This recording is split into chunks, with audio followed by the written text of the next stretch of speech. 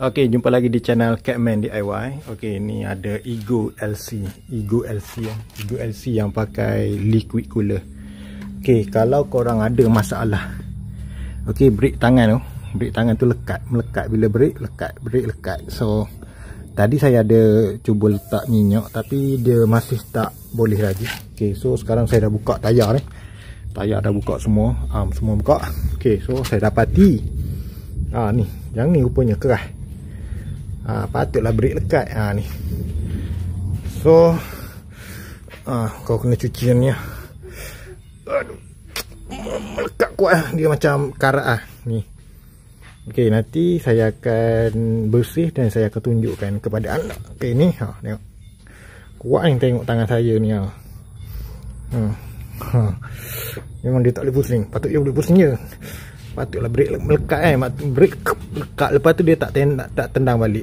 Ni. Nanti bila saya cuci saya tunjuk balik sekejap lagi. Ni dia macam ada tarik ni kat sini.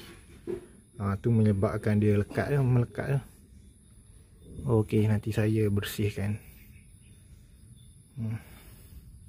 Bahaya tau, bila brake lekat ni memang bahaya. Okey. Ni saya dah bersihkan dan saya letak grease. So kita masukkan kat sini. Dan korang tengok. Dia tak adalah macam bearing, tapi dia lembut lah. Boleh pusing. Kalau tadi tak boleh pusing.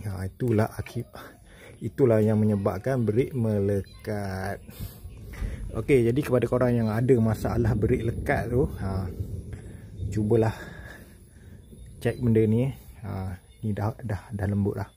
Nanti dia akan free flow sebab dekat lining ni dia ada spring. Okey, so saya harap dapat membantulah. Okey, brake motor pun dah best dah. Tak lekat lah. Kalau tadi brake lekat macam ni.